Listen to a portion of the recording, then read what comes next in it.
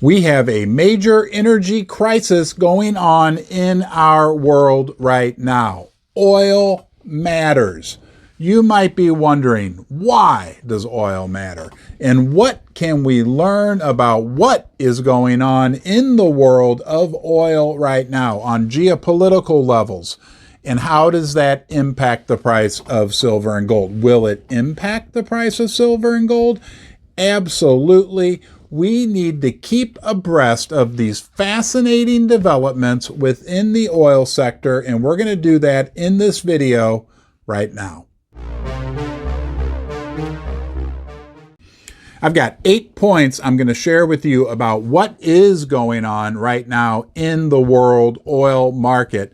But first, we're going to talk about why oil is so important. Oil is so important because when you, yes, you and me go to the gas pump and buy gasoline, the price of crude oil has a direct impact on the price of gasoline, which means it also affects the economy.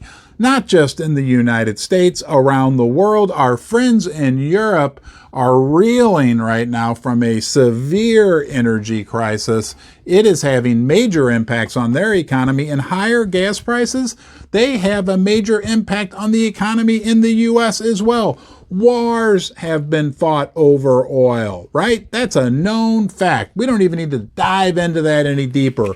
Countries have killed their citizens over oil because oil is the heartbeat of the world economy, and in the end it will affect the Federal Reserve's monetary policy. If oil continues to escalate, the price continues to go up as significantly as it has, that will contribute further to the inflationary pressures in the economy and will prohibit the Fed from loosening their uber aggressive monetary policy, which will keep the US dollar high and will keep the price of gold and silver under wraps, at least temporarily. So oil is so important. And yes, it does affect the price of silver. It does affect the price of gold. It affects everything because it's like the blood that runs through the world economy. But let's look at these 8 facts about what's going on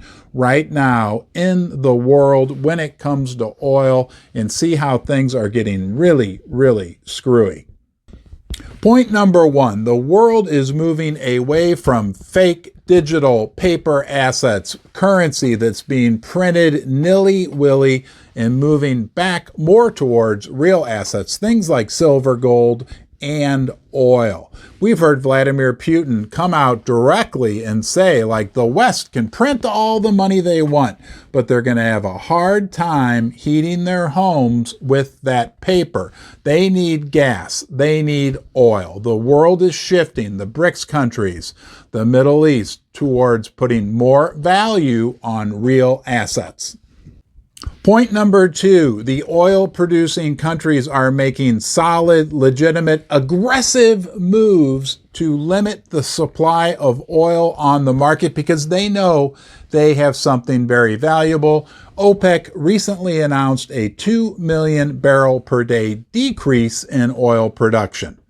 Point number 3, which demonstrates to us the geopolitical importance of oil. When OPEC announced that production cut, the White House gave an angry response. It elicited an extreme response from the White House that they were not happy about the fact that OPEC had decided, which is their right, to decrease the amount of oil that they are pumping out of the ground and providing, again, as the blood for the world economy. Point number 4, the White House went as far as to say that OPEC was aligning itself with Russia when they announced this production cut. Now remember, we are at war essentially with Russia, which means that the White House basically said we are at war with OPEC, the major oil producing countries and regions of the world. This is big, big geopolitical turmoil, which at its base is oil. And point number 5, it has been speculated that Biden's trip to Saudi Arabia just a few weeks ago apparently didn't go too well. There is also speculation that he proposed to them and promised to them that if they did not cut oil production, that he was willing to buy oil at $80 per barrel. Now, again, this has not been confirmed. That is speculation. But it's said that the White House is very, very angry about what has transpired with OPEC and Saudi Arabia. Point number 6, there are discussions now of a possible export ban from the United States of any refined oil products. That would cause major reverberations throughout the world because the world oil and refined products are interconnected. That would not be a good thing for the world economy. Point number 7, and this one will have us scratching our heads. I've heard it said many times that we have decades and maybe even centuries worth of oil right here in the United States of America, that in Alaska alone, we have enough oil reserves to last decades. I think I've even heard centuries.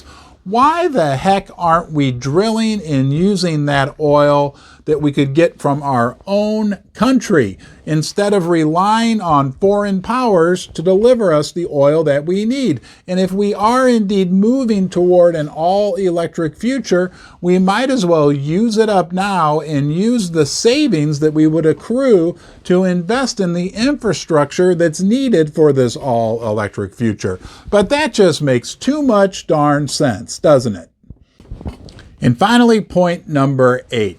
Doesn't all this activity going on in the oil market feel like it's part of an economic war that's brewing and even raging right now between the East and the West? The BRICS nations, Russia, China, against the West, Europe, and the United States. And since we're so dependent on their oil, and they can really put the screws to our economy by super high oil prices, doesn't it seem like there's strategic moves being made by the players in this potential economic war that can have major ramifications on the U.S. and Western economies and can, in the end, affect the price of silver and gold? We invest in silver, gold, the precious metal mining stocks to protect ourselves during times of economic calamity. It's going to be interesting how this all plays out. I will be here for you every day through it all. We'll get through this together. I appreciate you watching.